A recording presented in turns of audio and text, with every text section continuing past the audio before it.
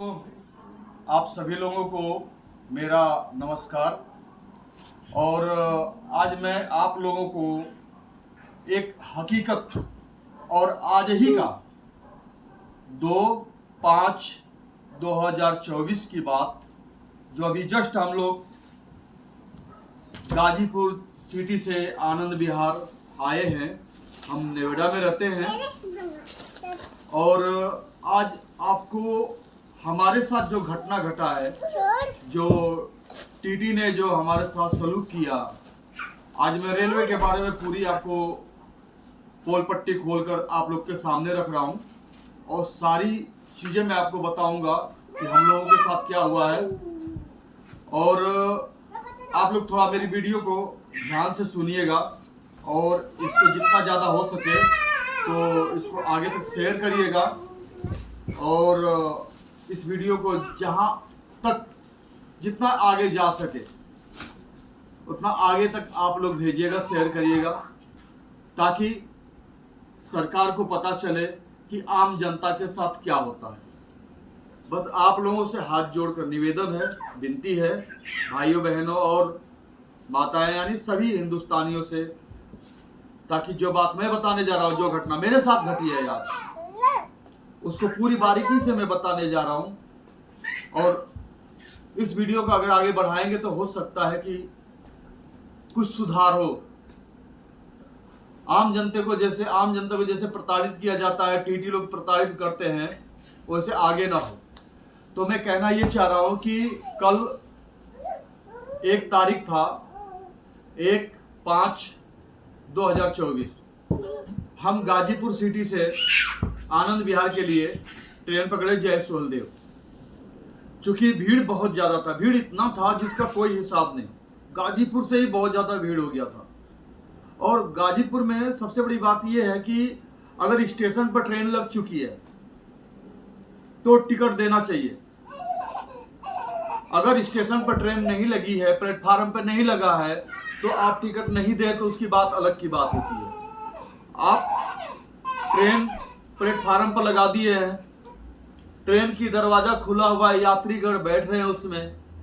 भाई बैठने के बाद आदमी ये सोचता है कि चलो हम टिकट लेकर आश्वस्त हो जाए, पता नहीं फिर लंबी लाइन लगेगी और भीड़ बढ़ेगा, पता नहीं टिकट मिलेगा कि नहीं मिलेगा, बहुत सारी प्रॉब्लम होती है। कभी कभी ऐसा होता है इतनी लंबी लाइन लगी रहती है टिकट लेने के चक्कर में, पता पड़ा कि 4 बच्चे छोटे छोटे फैमिली ट्रेन में बैठी है। इधर टिकट लेने के चक्कर में ट्रेन चली जाए और फैमिली चली जाए, पता नहीं कहाँ जाके उतरेंगे, किसके पास जाएंगे, कैसे भटकेंगे। एक परिवार का साथ भी छड़ जाता है उस समय, और आदमी जो है टिकट के लाइन में लगा रहता है। ऐसा नहीं होना चाहिए। हम टिकट काउंटर पर जाते हैं तो बोला जाता है कि 3 बजे हम टिकट देंगे, जबकि 12-11 बजे से ट्रेन को प्लेटफार्म पर लगा दी जाती है और उसमें यात्रीगण बैठने लगते हैं। तो टिकट भी देना चाहिए। खाली काउंटर रहता है, टिकट काटने वाले लोग भी खाली बैठे रहते हैं, लेकिन उनका कहना है कि हम 3 बजे टिकट देंगे। चलो जी, अब फिर दोबारा गए, 2 छोटे छोटे बच्चे हैं, उनको भी देखना है। आज का युग जमाना भी समय बहुत खराब ही चल रहा है। और मान के चलिए कि उत्तर प्रदेश में योगी जी की जब से सरकार है तब से थोड़ा आश्वस्त हैं कि सब कुछ अच्छा है, हर जगह सेफ्टी है, फिर भी अपने बच्चों के प्रति हर माता पिता की घबराहट होती है। मैं भी 1/5/2024 यानी कल के दिन में मैं भी गाजीपुर सिटी से मैं ट्रेन पकड़ा जयसोलदेव। मैं गया टिकट लेने, 2 बार गया, नहीं मिलेगा टिकट। अब भीड़ बढ़ती जा रही। मेरे दोनों छोटे छोटे बच्चे थे, मैं उनको भी दिखाऊंगा। और इतना सारा सामान था, सामान रखने को मिल गया, किसी तरह से चालू डब्बे में सीट मिल गई। कई बार गया मैं टिकट लेने के लिए, टिकट 3 बजे, फिर मैं 3 बजे गया, बहुत लंबी लाइन लगी। और लंबी लाइन लगने के बाद हम टिकट लाइन में लगे और बहुत काफ़ी देर के बाद मैं ट्रेन छूटने से पहले टिकट मिल गया मुझे। अब पता पड़ा जैसे ही मैं टिकट लेके आया, हमारे सामान को इधर उधर करके लोग, भाई बच्चे हैं, भाई लोग नौजवान लोग चढ़ते हैं, बच्चे हैं, बच्चों को कोई भी इधर उधर कर देता है। अब बच्चे कुछ बोले नहीं, डर के मारे हम आए तो फिर उनसे सामान वामान अपना सेट किए, फिर कैसे कैसे अपनी सीट लेके मैं बैठ गया। टिकट लेने के बाद मैं आपको दिखा देना चाहता हूँ, मैं चूंकि मेरा यहाँ पे इन्फेक्शन हुआ है, चूंकि मैं हाफ नेकर में पहना हूँ, और मैं आपको दिखाना चाहता हूँ कि टिकट मैंने यहाँ पे मैंने ये हमने ये पुकार ले रखा था, और ये जो है हाथ धोने वाला ये है बाथरूम के लिए, ये रुमाल, और मैं दिखाना चाहता हूँ ये सामान था। और वहाँ पे पैसा रखा हुआ था, देखना वहाँ 500 रुपये, और मेरे पास कुछ पैसे थे, मतलब 1500 रुपये थे मेरे पास। तो ये सामान थे हमारे पास, हमने टिकट इसी में रख दिया। चलो जी, रात को ऐसा हुआ है यहाँ पे हम गए औड़िहार में बहुत काफ़ी भीड़ हुई।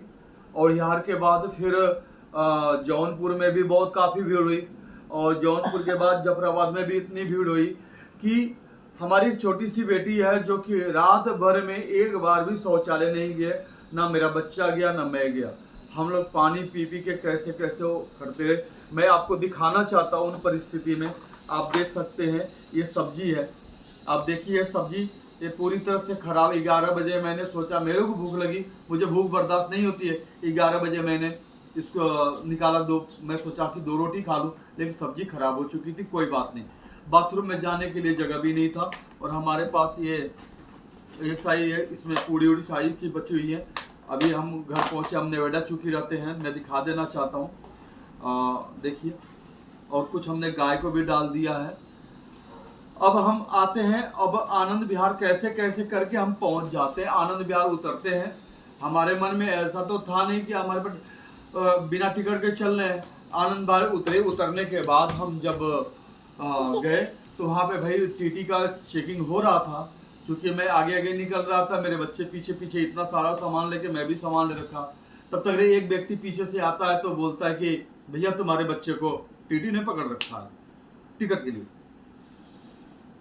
मैं दोबारा जाता हूँ टीटी के पास। टीटी से मैंने बोला, और भैया मैं टिकट दिखा रहा हूँ, अब बच्चे को छोड़िए। और मैं जेब में हाथ डाला, डालने के बाद मेरे पास मैंने देखा तो यही जो सामान है मेरे पास, ये जो पुकार है और हाथ ये निकला और पैसे निकले, बाकी मेरे पास टिकट जेब में नहीं था।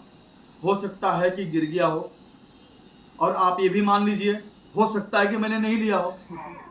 भाई आप वीडियो देख रहे हैं, या कोई भी कह देगा ये बोल रहा है, हो सकता है कि झूठ बोल रहा है। चलिए मैं मान लेता हूँ कि मैंने टिकट नहीं लिया, ये भी मैं मान लेता हूँ।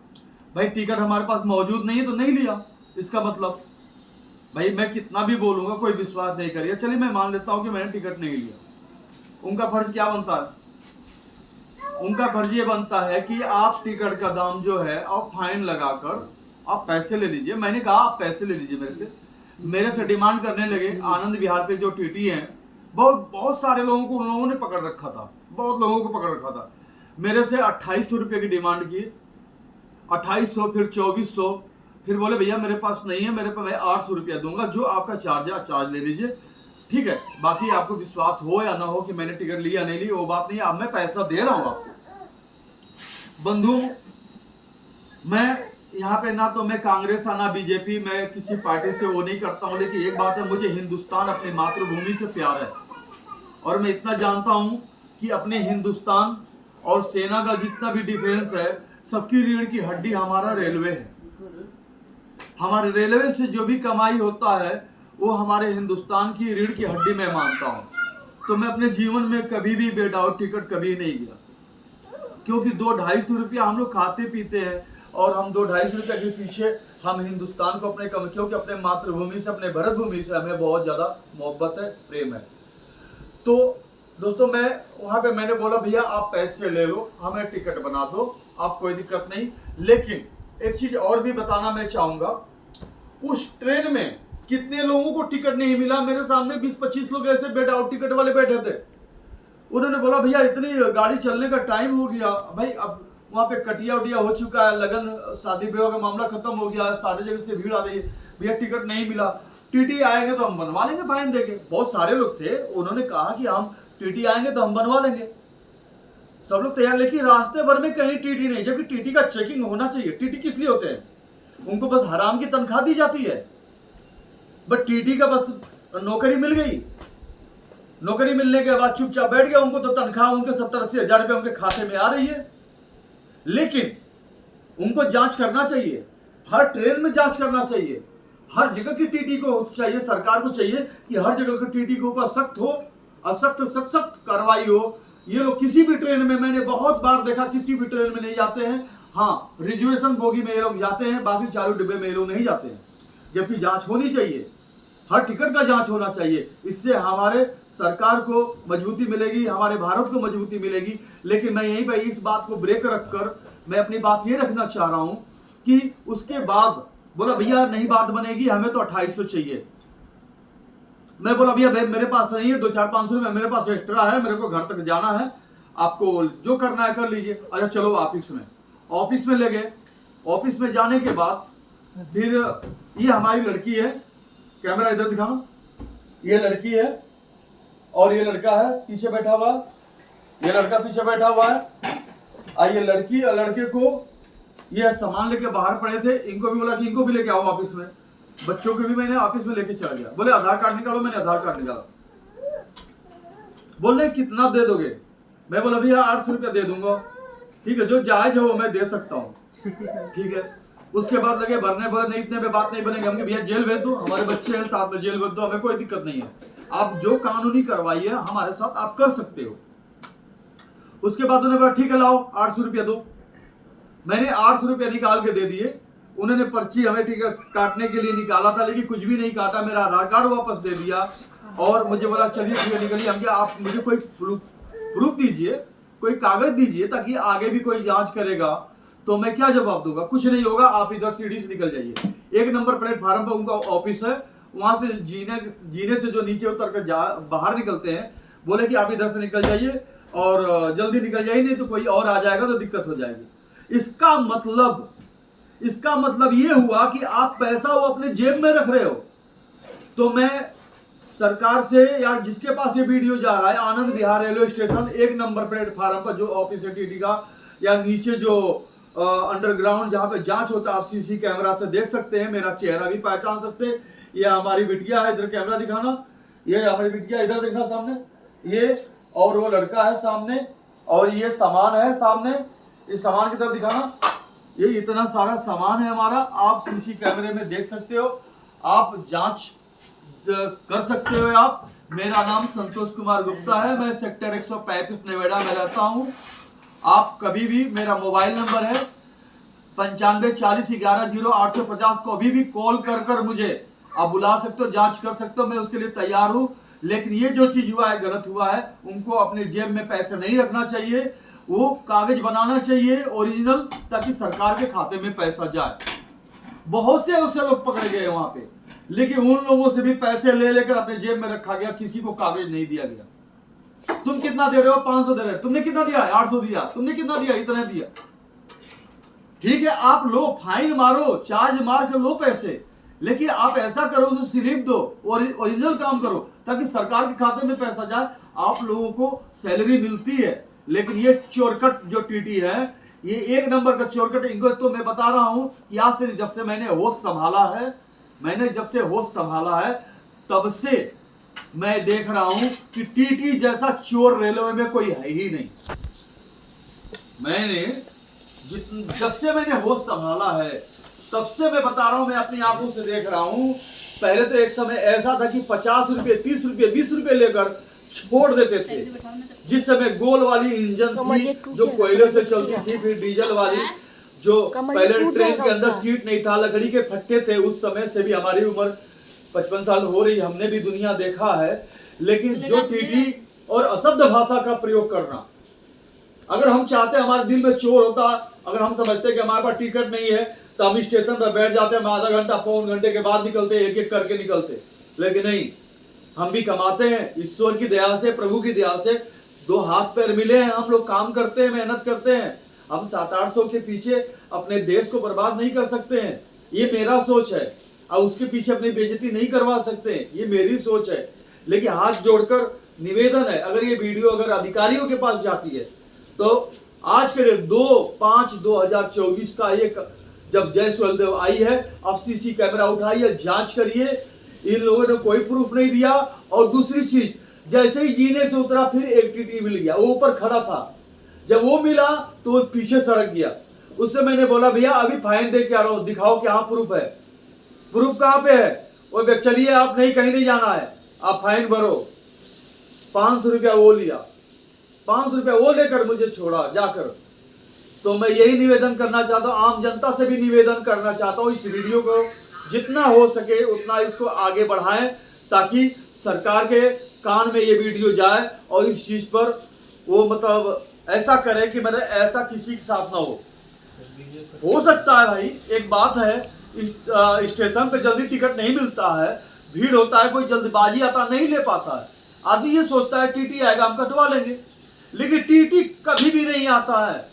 जांच करने, टिकट चेकिंग करने टीटी आता ही नहीं है, क्योंकि इन लोगों का हराम की खाने की आदत पड़ गई है।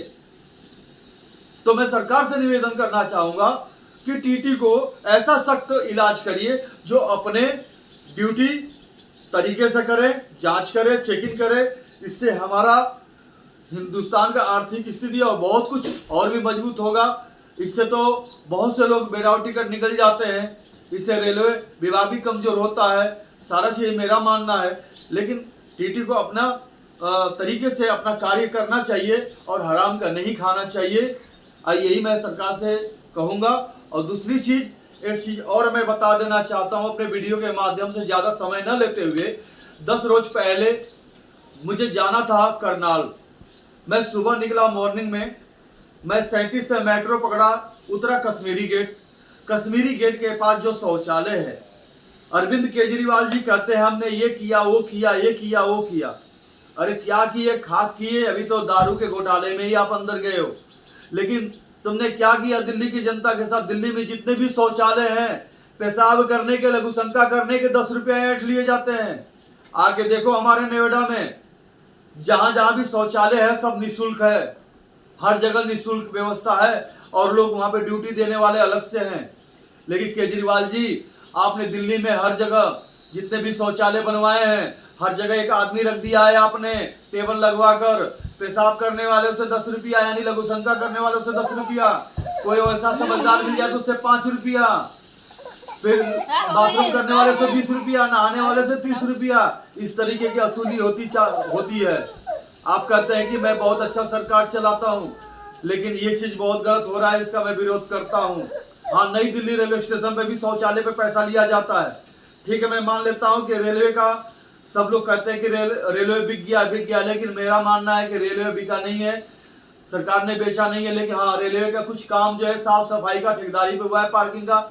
मैं मानता हूँ कि स्टेशन पे जो शौचालय वहाँ पैसा लिया जाता हो सकता है वो ठेकेदारी हो, साफ सफाई का जिम्मा, उसके ऊपर मेरे को एतराज नहीं है। लेकिन दिल्ली में कहीं भी अगर शौचालय है तो मनमानी पैसा वसूला जाता है, इस चीज पर भी ध्यान दिया जाए। राधे राधे, जय श्री राम, हर हर महादेव।